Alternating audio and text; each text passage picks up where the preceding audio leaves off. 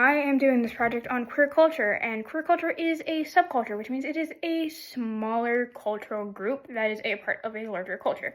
This culture is also shaped by intersectionalities, such as between other cultures. I forgot that phrase, such as race, class, and ability/disabilities. These are all very important in terms of queer culture and the pride aspect of it itself.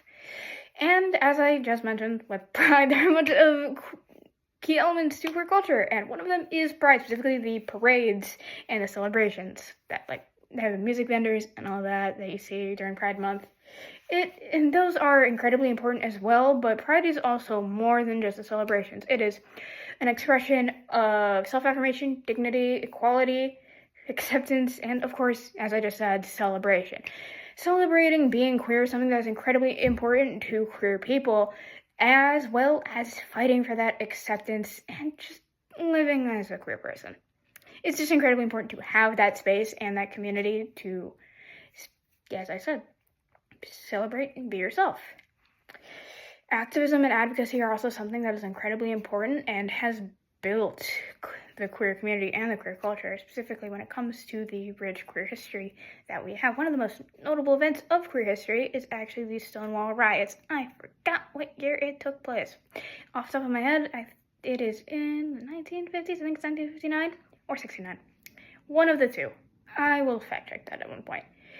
But either way, forgetting the words there, it is still incredibly important to fight for queer and trans people's rights and making sure they have all that inclusivity that they deserve. Because, forgive my little mess there, I was trailing off. I forgot what to say.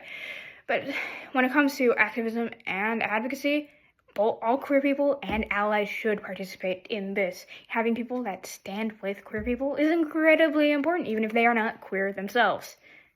There are also a lot of different events that are a big part of queer culture, and as I mentioned, pride parades, very big one. And there's also drag shows and film festivals. I will start with drag shows, though, because I know a lot more about those, as I've been to a few.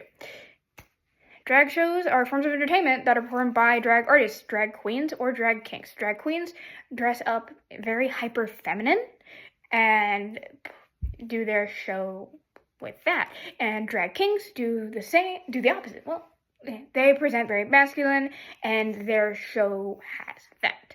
So overall, they both contain lip syncs, comedy, and skits, and it is a celebration of all of that and queer culture itself and queer people. And it also shows their creativity and artistry along with their fashion, because most drag artists make their own things or get their own things from very talented people who are most likely also part of the queer community. I cannot fact check that off the top of my head, though. They're all amazing, and it's awesome to be able to have that shown to people, whether it's televised like RuPaul's Drag Race or it's like a small, quaint show at a bar. And those really important to celebrate that. And as well, I said celebrate too much, I'll go on to film festivals. Film festivals also tie into queer literature. It's not the exact same thing, but they both focus on representation that is very much needed for queer people, as they are a marginalized community.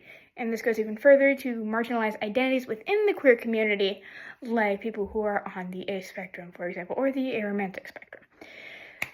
People need this representation, and it's always lovely to see yourself or your identity shown in a film or a book, and it's always good to have that. And it's also, again, a way to celebrate, like, your identity and the work that amazing people have done. I am bisexual and trans, and I've admitted this class already, so I don't care about admitting it on a video. Yes, I do not look like a trans man, but I do not mind it because I love self-expression, and my self-expression is along the more feminine side than it is the masculine side. I will get into that later, though, because that is not the topic of this part of the presentation.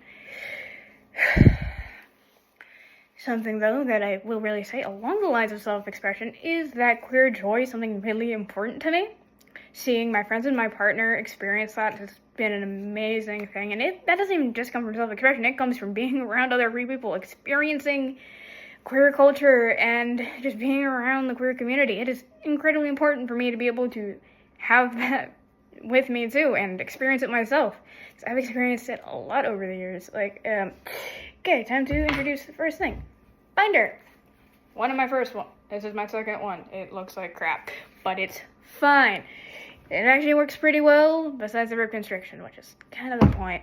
And that has given me an immense amount of gender euphoria over the years, even if I can't wear it as much as I would like. Because, fast chest makes me look masculine, all that fun stuff. I find having that article of clothing incredibly important, and so do other trans people. And yes, I'm going on the trans length of things at the moment, specifically because I have more physical things that show trans flag and being trans compared to general queer things. I need to collect more. But on topic of queer joy, I love experiencing it. I love seeing my friends experience it, and it's incredibly important to me to be able to celebrate being queer and trans however possible. I am proud of it. I'm incredibly proud of being queer and trans, and I want to give that up for the world, even if shit's harder.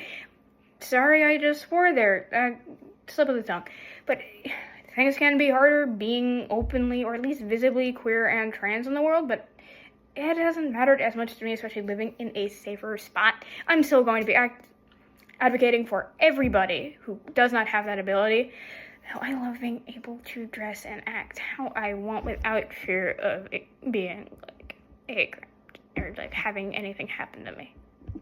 On the topic of activism advocacy, I've learned a lot more through this project and being a part of queer culture over the years. I've learned a lot more specifically in this in the last couple of months with the new legislation and everything that's been going on. I've been trying to keep track of it as time passes. Even if I can't do much from my house, I'm still going to do my best because it is a very important thing for queer people.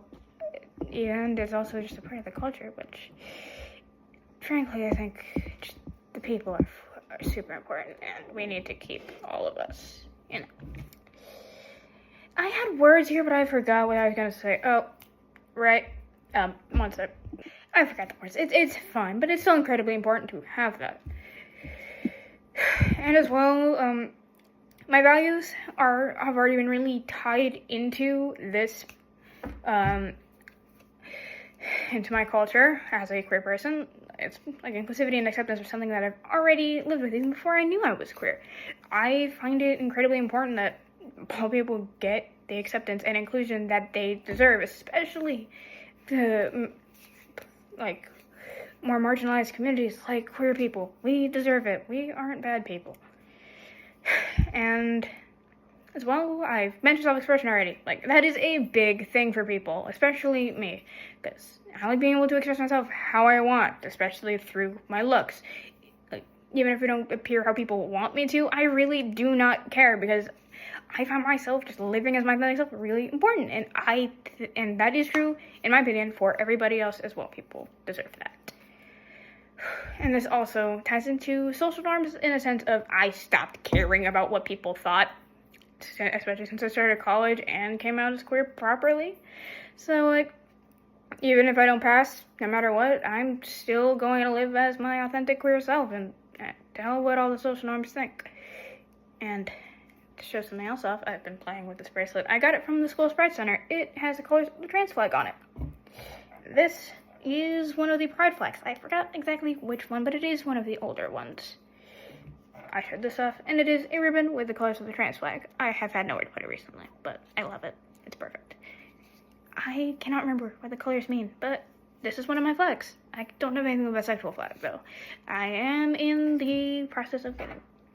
And finally, this is a pronoun pin I bought at Comic-Con about 2 years ago. Pronoun pins are used typically by trans people just to identify what pronouns they use. Mine are he, him, as it says on this little thing. And it's a little magic. It's adorable. Overall, to close this out, queer people are very, very important, as is queer culture and its history.